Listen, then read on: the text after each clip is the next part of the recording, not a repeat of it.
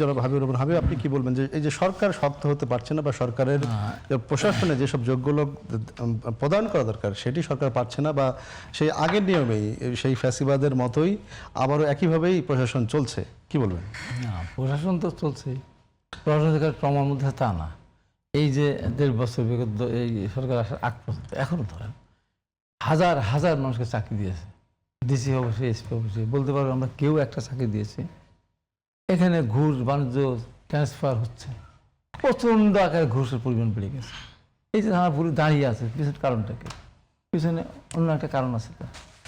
মানে দুর্নীতি সব ঠিক আছে, দুর্নীতির থেকে তো কেন সরে নাই।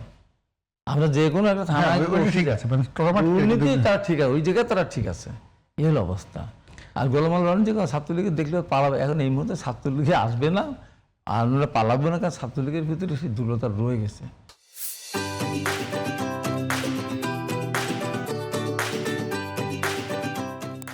আমি যখন 75-এর 15 আগস্ট আমি প্রতিবাদ করেছি, এবং সারাদিন আমি নির্যাতিত হয়েছি, অত্যাচারিত হয়েছে। 32 নম্বর 36 লাশ করেছিল, কেউ তাকাও দেখেনি। এবার ছাত্রলীগ আসবে না কেন? 75-এর পরে প্রতিরোধ যুদ্ধে যারা গেছে তাদের দিকে, তাদের পরিণতি স্বচক্ষে দেখছে, এই জন্য ছাত্রলীগ আর সহজে আসতেছে না। এখন আওয়ামী লীগের যদি আপাতত নিষিদ্ধ না করতেন, কাউকে আসবে কি? ওই টকশোতে রাখেন তো, গোলমাল রণিত টকশোতে আসতে পারে, সে যেহেতু করে না, বিএনপি থেকে ইলেকশন করেছে লাস্টে। একজন আওয়ামী লীগের নিয়ে আসেন তো, একটা এমপি নিয়ে আসেন, 1 লাখ টাকা দেবেন, তোমার 1 লাখ টাকা আসে নাকি দেন তো। আমার গদ্দানটা কাটার জন্যই আসক্ত। আমি চ্যালেঞ্জ করলাম যে একজন যদি আওয়ামী লীগের এমপি আসে এখানে, একটা তরবারি নিয়ে আসুক, 1 কোপ দিয়ে আমার গলা কেটে ফেলবে, মামলা হবে না, তারা আসুক তো, আসবে না তো। এতভাবে তারা দুর্বল হয়ে আছে। এখন শিবিরের যে কর্মকাণ্ড বলে আমি শেষ করতে চাই, এরা যে কর্মকাণ্ড করতেছে, এদের এই হলো আদর্শের রক্ষাটা, আদর্শে মিথ্যা কথা বলা, আদর্শে যেখানে যা পাবে নিজের করে নেওয়া, জনগণের স্বার্থে না, নিজেদের স্বার্থে।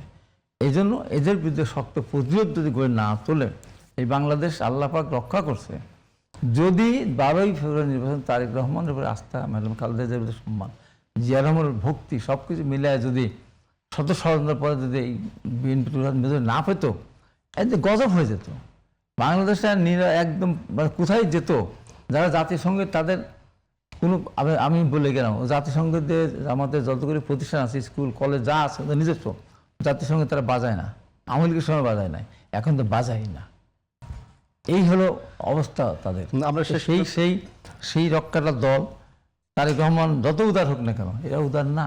কী সব স্লোগান দিয়ে তারা একটা গুপ্ত লেখার কারণে এত তাণ্ডব করলো।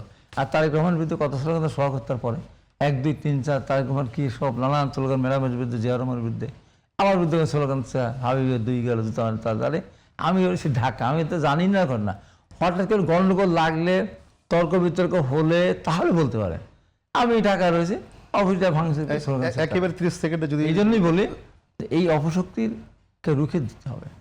বাংলাদেশের মানুষের উচিত এখন অপশক্তির বিরুদ্ধে প্রতিরোধ করে দেওয়া।